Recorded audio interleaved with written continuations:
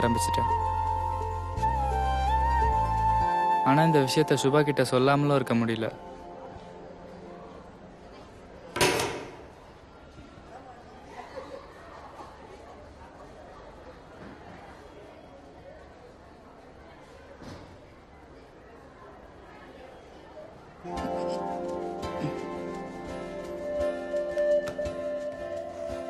எல்லாம் வெறும் பார்வையிலேயே தான் போய்கிட்டு இருந்தது. யாரும் கண்டுபிடிக்க மாட்டாங்கன்னு தான் நினைச்சேன். ஆனா சதீஷ்க்கு மட்டும் எப்படியோ தெரிஞ்சிருச்சு.